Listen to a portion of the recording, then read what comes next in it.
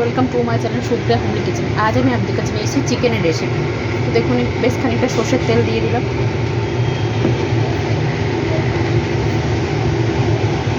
সর্ষের তেলটা গরম হোক, পরে ফিরছি। গোটা গরম মশলা, শুকনো লঙ্কা, তেজপাতা, পেঁয়াজ দিয়ে দিলাম। একটা বড় সাইজের পেঁয়াজ কেটে রেখেছি, সেটা দিয়ে দিলাম। পেঁয়াজটা হালকা ব্রাউন কালার করে ভেজে নেবো।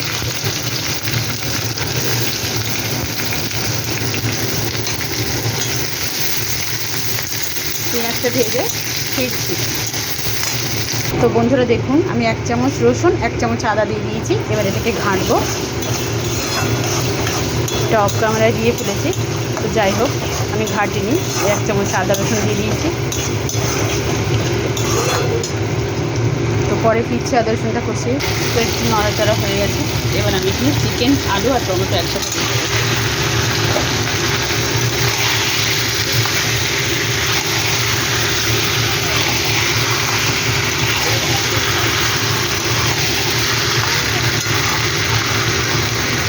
ঢাকা দিচ্ছি, পরে ফিরছি। তা বসে আছে গো, সবাই চলে গেছে।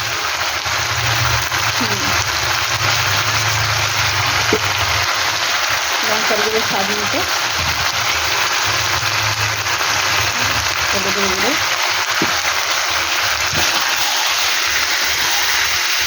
রান্না করে করলাম।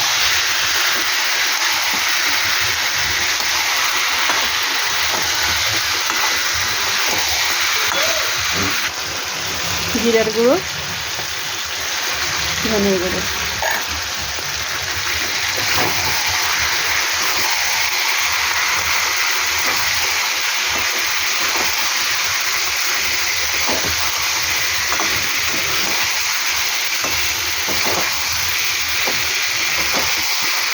জল দেবো।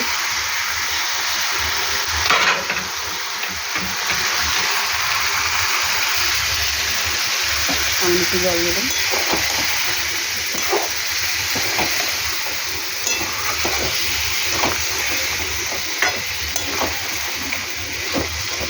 পরে ফিরছি। চিনি দিলাম স্বাদ মতো, নুন দিয়ে দিলাম, লাগলে পরে আবার দেবো। এবার এটাকে ঢাকা দেবো কিছুক্ষণের জন্য।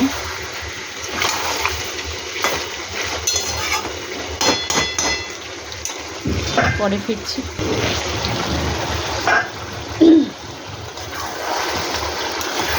দেখুন বন্ধুরা, আলুটা সিদ্ধ হয়নি।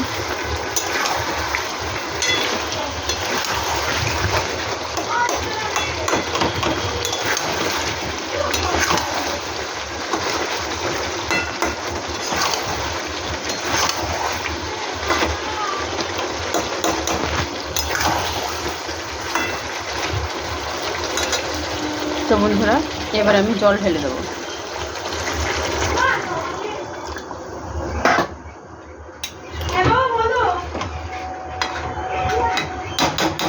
ঢাকা দেবো, পরে ফিরছি। ঢাকনাটা খুললাম বন্ধুরা।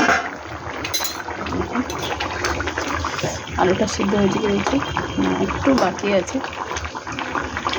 তো আমি কয়েকটা আলু অফ ক্যামেরা একটু খুন্তি দিয়ে ঘেটে দিই, তাহলে ঝোলটা একটু থকথকে হবে।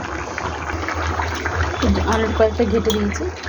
এবার আমি সামান্য একটু দেখুন গরম মশলা দিয়ে এটাকে আবার ঢাকা দেবো।